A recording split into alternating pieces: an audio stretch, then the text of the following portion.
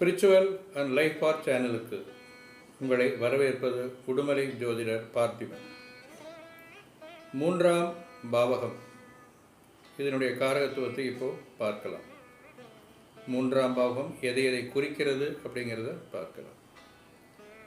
இளைய சகோதரம், தைரிய வீரிய ஸ்தானம், பேச்சு திறமை, முயற்சி ஸ்தானம், கராத்தே, மேஜிக், ஜோதிடம்,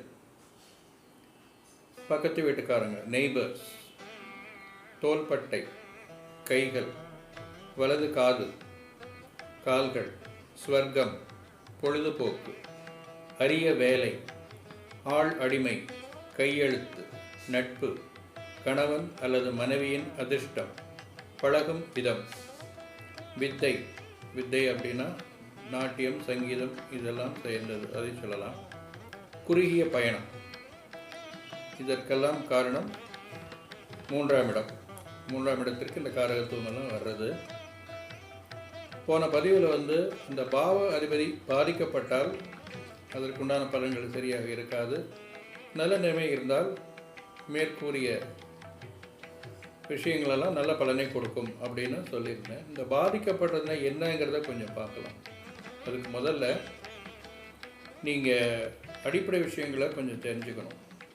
அதாவது லக்னத்திற்கு 1, 5, 9 அப்படிங்கிறது திரிகோண ஸ்தானம். இது லட்சுமி ஸ்தானம்னு சொல்லுவாங்க. இதில் இந்த பாவ அதிபதிகள்லாம் முழு சுபர்களாக கருதப்படுகிறார்கள். அடுத்தது 1, 4, 7, 10 கேந்திரம். இது முதன்மை கேந்திரமாக சொல்லப்படுறது. இதுக்கு அடுத்தது மறைவு ஸ்தானங்கள்னு வருது. 3, 6, 8, 12 இது மறைவு ஸ்தானங்கள். மூன்றாம் இடம் பாதி மறைவு ஸ்தானம். 6, 8, 12 முழு மறைவு ஸ்தானம். இந்த மறைவு ஸ்தானங்களில் இருக்கும் கிரகங்கள் பலம் இழந்து போகும். சரிங்களா? இது எதுக்குன்னு தெரிஞ்சுக்கணும் அப்படின்னா, பாகாதிபதி ஸ்ட்ராங்காக இருக்காரா இல்லையா அப்படின்னு நாம் ஆராய்ச்சி பண்ணுறதுக்கு இது நீங்கள் தெரிஞ்சிருக்கணும். சப்போஸ் இப்போ மூன்றாம் அதிபதியை பற்றி பேசிகிட்டு இருக்கோம், மூன்றாம் பாவகத்தை பேசிகிட்டு இருக்கோம். இந்த மூன்றாம் பாவக அதிபதி மறைவு ஸ்தானங்களில் போயிட்டார்னா, 6, 8, 12 போயிட்டார் அப்படின்னா அந்த அதிபதியினுடைய பலங்கள் குறைந்து போகும் அர்த்தம். அப்படின்னா நான் மேற்கு சொன்ன காரியங்களெல்லாம் எது இந்த பேச்சு திறமை, இளைய சகோதரம், முயற்சி ஸ்தானம், இந்த விஷயங்களெல்லாம் அடிபட்டு போகும். அந்த ஜாதகருக்கு பெருசாக வேலை செய்யாதுன்னு அர்த்தம். எப்படி மறைவு ஸ்தானங்களில் போய் அந்த மூன்றாம் இடத்து பாக அதிபதி உட்கார்ந்துட்டாருன்னா அப்படி ஆகிடும். அப்படி இல்லாமல் மறைவு ஸ்தானங்கள் இல்லாமல் நல்ல இடத்துல உட்கார்ந்துருக்காரு, உடனாடி இயல்பத்தில் உட்கார்ந்துருக்காரு, 1, 5, 9 உட்கார்ந்துருக்காருன்னா மிக சிறப்பு. அப்போ அவருக்கு மேற்சொன்ன காரகத்துவ பலன்கள்லாம் சிறப்பாக நடக்குதுன்னு அர்த்தம். இப்படி பார்க்க கற்றுக்கணும். அதனால் நீங்கள் ஒரு ஜாதகத்தை ஆராயும் போது அந்த பாவக பலம் எப்படி இருக்குங்கிறத நான் முதலே சொல்லியிருக்கேன். அந்த பாவ அதிபதியை பாவகிரகங்கள் பார்க்கக்கூடாது, பாவகிரகங்கள் சம்பந்தப்படக்கூடாது, அந்த பாவகத்தில் பாவ கிரகங்கள் இருக்கக்கூடாது. மேற்சொன்ன இந்த 6, 8, 12 அந்த பாவாதிபதி மறையக்கூடாது. அதே மாதிரி கம்சக்கட்டத்திலையும் அவருக்கு பலம் இருக்க வேண்டும். பலம்னா இதே தான், பாவகிரகங்கள் சம்பந்தம் இல்லாமல் இருந்து 6, 8, 12 மறையாமல் இருந்தால் அவர் பலம் பெற்றிருக்கிறார் அர்த்தம்.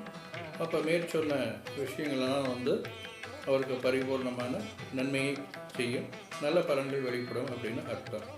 அப்படி இல்லாமல் மறைவு ஸ்தானங்களில் போய் இருந்தால் கஷ்டம்தான். எல்லாமே நல்லா நடக்கும்னு சொல்ல முடியாது. மாறாக முதலே சொன்ன மாதிரி 1, 5, 9 திரிகோண ஸ்தானங்களையோ 1, 4, 7, 10 இருந்து சுபகிரக பார்வை பெற்று நல்ல பலத்தோடு இருந்தார் அப்படின்னா மேற்சொன்ன விஷயங்கள்லாம் நல்லபடியாக அவருக்கு பலன் கொடுக்கும்னு சொல்லலாம். எந்தெந்த விஷயங்கள்? இளைய சகோதரம், தைரிய வீரிய ஸ்தானம், முயற்சி, வித்தை, ஆளடிமை, இந்த விஷயங்கள்லாம் அவருக்கு நல்லபடியாக நடக்கும்னு சொல்லலாம்.